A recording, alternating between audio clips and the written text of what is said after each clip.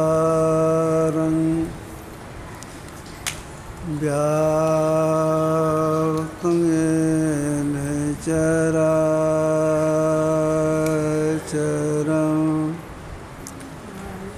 तत्पदं दर्शितं तस्मै श्रीगुरुवे नमः। नमो नमो सद्गुरु नमो जासम को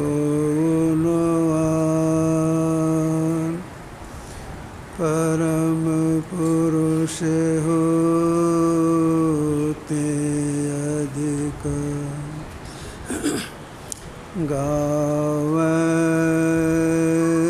संत सुजान। धन्य धन्य सतगुरु सुखदायक महिमा कही न जाए। जो कछु कहो तुमरी कृपा मोते कछु न सहे।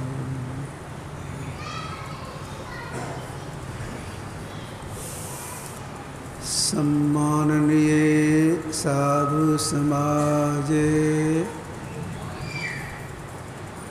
धर्म प्रेमी सज्जनों, माताओं एवं बहनों, जब तक सत्संग होता रहे बिल्कुल शांत भाव से बैठी रहना चाहिए। हलचल नहीं करना चाहिए। कुछ बच्चे लोग शोरगुल कर रहे हैं, बड़े आदमी जा कर के बच्चों को शांत कर दें या वहाँ से हटा दें। अभी हम लोग सबरी के प्रसंग को सुन रहे थे। प्राय सभी लोग जानते हैं सबरी महात्मा मुनि की शिष्या थी।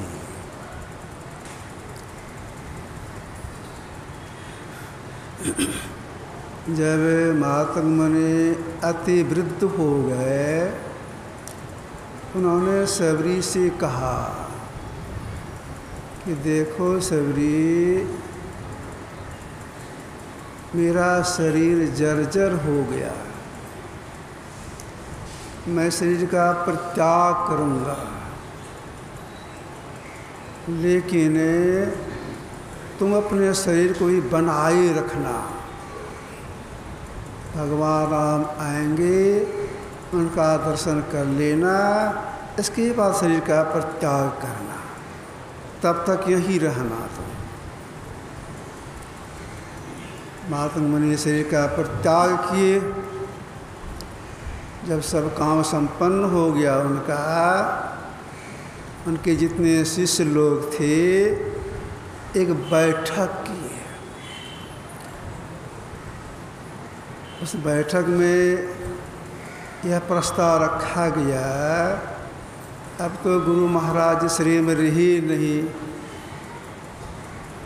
यह सन्यासियों का आश्रम है। सन्यासियों के आश्रम में महिला को नहीं रहना चाहिए।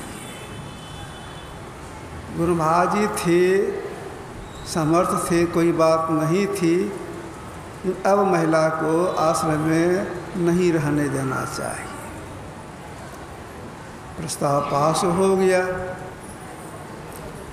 सबरी से कहा गया, अब तो गुरुजी नहीं रहे, आप इस आश्रम में नहीं रहे। कहा ठीक है, कोई बात नहीं है। ये आश्रम से थोड़ी ही दूर पर, लगभग 1 किलोमीटर दूरी पर मैं गया हूँ हम देखने के लिए। अपनी कुटिया बना ली, वहीं अपना रहने लग गई। लेकिन आश्रम के बगल में जो तालाब था उसी से पानी लेती थी। सबरी भी बूढ़ी हो गई थी तो उसी तालाब से पानी ले आती थी। जितने सन्यासी लोग थे फिर बैठक की। कहा देखिए सबरी तो चली गई लेकिन पानी यहीं से लेती है, तालाब में घुसती है, पानी लेती है। देखिए वह तो नीच जाति की है, हम लोग ऊंची जाति के हैं, हम लोग पुरुष है, वो महिला है, तो पानी तो अशुद्ध हो जाता है। वही पानी हम लोग पीते हैं, उसी से भोजन बनाते हैं। तब क्या करना चाहिए? उसको तालाब आने के लिए मना कर दिया जाए। कहा ठीक है। तो सबरी को बुलाए। कहा देखिए जिस तालाब से आप पानी लेती हैं उस तालाब का पानी आप नहीं लें, अपनी व्यवस्था कर लीजिए। अब बेचारी क्या करती? कहा ठीक है, कोई बात नहीं है। जहाँ कुटिया बनाई थी और कुछ दूर में एक दूसरा तालाब था। तो सबरी रात हो या दिन हो वहीं चली जाती थी, पानी काम करती थी, पानी लेके फिर आ जाती थी। जिस दिन से तालाब में जाना छोड़ दी, नज़दीकी तालाब में, उसका पानी सड़ना शुरू हो गया। सड़ते सड़ते इतना पानी सड़ गया, आश्रम के बगल में तालाब था, पूरा पानी काला हो गया, पिल्लू हो गया उसमें। इतना ही नहीं, इतना गंध है कि दूर तक गंध फैलने लग गया। अगर कोई यात्री बगल से निकलते थे नाक बंद करके, इतना गंध है। जब तालाब का पानी गंदा हो गया तो ये महात्मा लोग भी अब क्या करते हैं? लाचार बस उन लोगों को भी वहीं जाना पड़ने लग गया जहाँ सबरी जाती थी। कष्ट हो गया। जब भगवान राम उस जंगल में गए, पहले तो गए सबरी कुटिया पर, इसके बाद आए मातंग मुनि के आश्रम पर। सब महात्मा लोग आ गए, प्रणाम पाते आपस में हुआ। भगवान राम ने महात्माओं से कहा आप लोग जंगल में रहती हैं, ध्यान सत्संग करती हैं, कोई कष्ट भी है आप लोगों को? बोलिए, कोई कष्ट भी है? एक महात्मा जी बोले हम लोग जंगल में रहते हैं, फल मूल कंद तो मिल ही जाता है, लकड़ी की कोई कमी है नहीं, एक बड़ा कष्ट आ गया है। क्या कष्ट है? कष्ट यही, ये जो देखिए आश्रम के बगल में तालाब है, पानी सड़ गया है। समझ में बात नहीं आ रही क्यों पानी सड़ा? देख गंध आ रहा है, अभी गंध आ रहा है, पानी का कष्ट हो गया है, दूर से पानी लाना पड़ता है। आप अवतारी महापुरुष हैं, भगवान हैं, चला जा तालाब के पास, अगर अपना पवित्र चरण तालाब में रख देंगे तो पानी शुद्ध हो जाएगा, तो हम लोगों का कष्ट दूर हो जाएगा। कोई बात नहीं, चलिए। तो सब महात्मा भगवान राम लक्ष्मण सब तालाब के पास गए। सब महात्मा किनारे में खड़े हैं। भगवान राम धीरे धीरे तालाब में प्रवेश किए। घुटना भर पानी में गए, लेकिन पानी में कोई परिवर्तन नहीं हुआ, जस का तस। निकल गए, देखिए हम तो घुसे, लेकिन पानी में कोई परिवर्तन नहीं हुआ, सबका चेहरा उदास हो गया। पानी जो घुसे थे, जितना पाँव पानी से भीग गया था, बच्चे को शांत की जा करके कोई बड़े नहीं, उसमें पिल्लू सट गया था। इतना पानी गंदा, पिल्लू भगवान के पैर में, घुटने के नीचे में सट गया था। लक्ष्मण जी अपनी गमछी से उस पिल्लू को धीरे झाड़ करके नीचे कर दिए। महात्मा ने कहा, अब आपके प्रवेश से पानी शुद्ध नहीं हुआ तो हम लोग जीवन भर तो कष्ट होगा ही, आगे सब महात्मा कष्ट होगा, रह ही जाएगा। क्योंकि सब महात्मा दुखी हो गए। भगवान राम ने कहा, अच्छा ये काम कीजिए, तो बगल में जो बूढ़ी रहती है, इसका नाम सबरी है, एक महात्मा जाइए, उनको बुला के लाइए। तो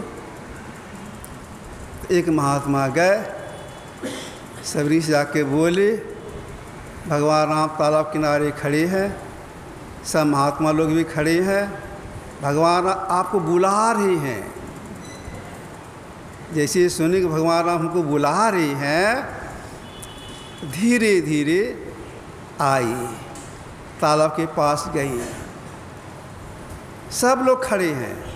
भगवान राम ने कहा, फिर आप तालाब में घुसिए। तो धीरे धीरे, बूढ़ी हो जाने के कारण गिर नहीं जाए, तो धीरे धीरे तालाब में घुसी। और जैसे एक पाँव का बौंठा पानी में सटा, उसी क्षण पानी पूरा पवित्र हो गया। पानी का कालापन समाप्त हो गया, गंध समाप्त हो गया, पिल्लू समाप्त हो गया, पानी बिल्कुल निर्मल हो गया। ऐसी थी भक्तिन सबरी। इनको माध्यम बना करके भगवान श्री राम ने संसार के लोगों को उपदेश दिए हैं। देखिए, महापुरुषों का जो उपदेश होता है सबके लिए होता है और सर्वकाल के लिए होता है, सब दिन के लिए होता है। उसी उपदेश के सिलसिले में भगवान राम ने सबरी से कहा था, जब हम लोगों ने पाठ में सुना, मम दर्शन फल परम अनुपा, जीव पाव निज सहज स्वरूपा। इस दोहा को मैं तो इस चौपाई को फिर से कहा था, याद रखिएगा। मम दर्शन फल परम अनुपा, जीव पाव निज सहज स्वरूपा। मेरे दर्शन का अतिशय अनुपम फल यह है कि जीव अपने आत्मस्वरूप को प्राप्त कर लेता है।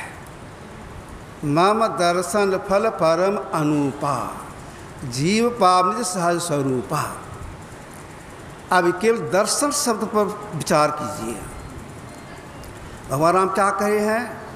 मम दर्शन फल परम अनुपा, जीव पावनिज सहज स्वरूपा। मेरे दर्शन का अनुपम फल यह है कि जीव अपने आत्मस्वरूप प्राप्त कर लेता है। राजा दशरथ भगवान राम की बाल लीला को देखिए। अपने हाथ से भगवान राम को टहलाए, अपने हाथ से भगवान राम को भात और दही खिलाए, उनकी बाल लीला को देखिए। कई वर्षों तक उनको देखते रहे, दर्शन होता रहा। जब राजा दशरथ का शरीर छूटता है, छूटने का समय आता है, तो 5-6 भी राम राम कह करके कहाँ गए? राव गए सुरधाम, मतलब स्वर्ग लोक है, जहाँ से फिर संसार में आना होता है। स्वर्गलोक में कब तक रहना होता है? जब तक पुण्य की पूंजी तब तक स्वर्ग में। छीने पुण्य मृत्युलोक विसंति, भगवान कृष्ण का वचन है। पुण्य के छीन होने पर उसको मृत्युलोक आना पड़ता है। राजा दशरथ वर्षों भगवान राम का दर्शन करते रही, और जब शरीर छूटा वह जीवात्मा कहाँ गया? स्वर्गलोक, जहाँ संसार आना होता है। और यहाँ भगवान राम क्या कह रहे हैं? मेरे दर्शन का अतिशय अनुभव फल यह है कि जीव, हम लोग जीव हैं, जीव अपने अपने आत्मस्वरूप को प्राप्त कर लेता है। लेकिन राजा दशरथ कहाँ गए? स्वर्गलोक गए, जहाँ संसार आना होता है। जब भगवान राम जंगल गए हैं, सुग्रीव से मित्रता हुई है। भगवान राम और सुग्रीव में मैत्री भावना हुई है, दोस्त बने हैं। सुग्रीव ने कहा मैं सीता जी खोज करा दूंगा। भगवान राम ने कहा मैं तुमको किष्किंधा का राजा बना दूंगा, भालू को मारूंगा तुमको राजा बना दूंगा। भगवान राम अपने कहे के अनुसार बाली का वध किया और सुग्रीव को किष्किंधा का राजा बना दिया। तब तक में वर्षा ऋतु आ गई। सुग्रीव ने कहा था मैं सीता जी खोज करा दूंगा। समय बीत रहा है, अब 3 महीने से अधिक हो गए, सुग्रीव ने यह काम नहीं किया। भगवान राम ने लक्ष्मण से कहा लक्ष्मण, सुग्रीव का काम तो हम कर दिए, लेकिन सुग्रीव मेरा कोई काम अभी नहीं किया है। कहा था हम सीता की खोज कराएंगे, इसकी कोई व्यवस्था नहीं किया है। जाओ, जहाँ से तो मारना नहीं सुग्रीव को, धमकी दे करके मेरे पास लाओ उसको। जब लक्ष्मण जी वहाँ गए हैं तो देखते क्या है? सुग्रीव देखते क्या है? सुग्रीव बाली देखते क्या? बाली सुग्रीव की पत्नी जो रूमा थी उनके साथ जो स्त्री प्रसंग का होता है, कृष्ण का प्रेम होता है, मग्न है। एक साथ बैठे हुए हैं, हंसी मजाक कर रहे हैं। अब देखिए भगवान राम का दर्शन हुआ, भगवान राम के मित्र बन गए, लेकिन उनकी मनोदशा कैसी रही? अपनी पत्नी नहीं, भाई की पत्नी, सुग्रीव की पत्नी रूमा के साथ प्रेम करने लग गए। बाली सुग्रीव की पत्नी से प्रेम करने लग गए, रूमा से, बाली।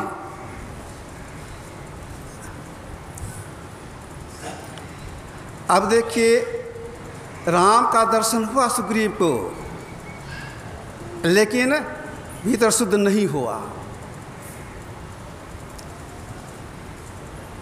विभीषण भगवान राम का दर्शन किए, लेकिन उनकी भी वही दशा, राम की पत्नी मंदोदरी के साथ शादी कर ली है। बाहरी दर्शन से यह काम नहीं होता है।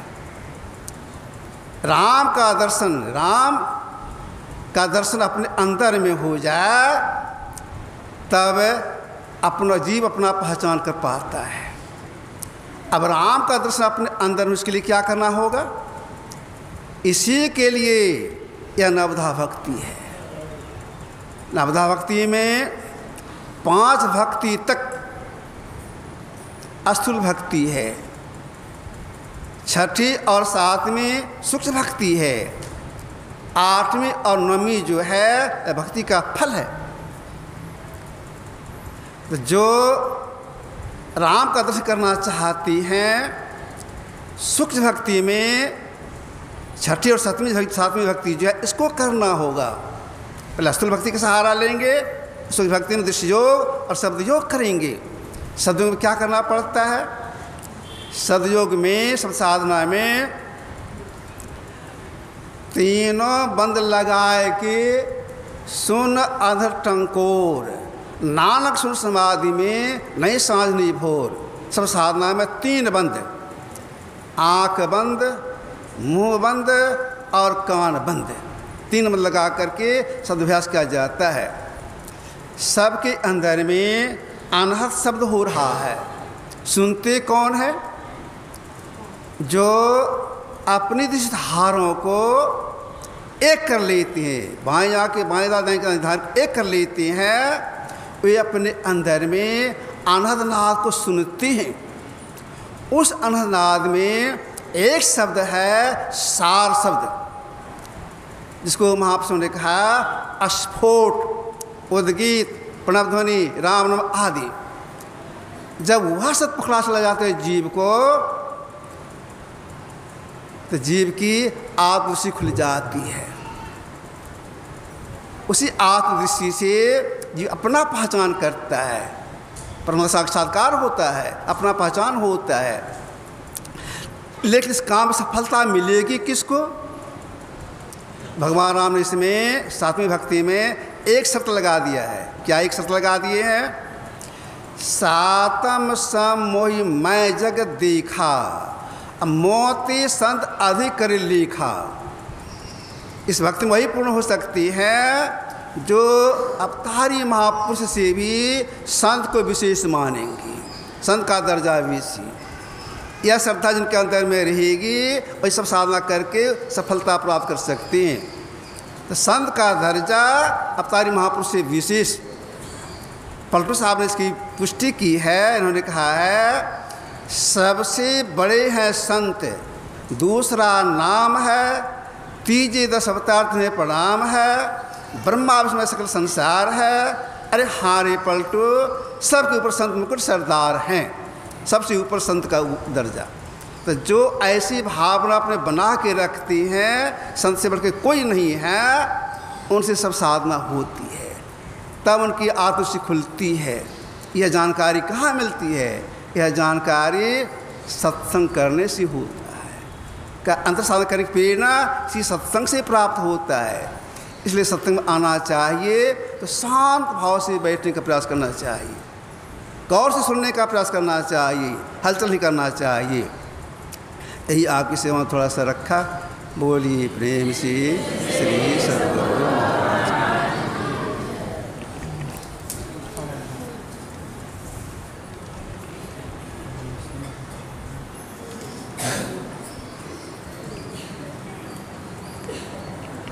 भज मन सत गुरु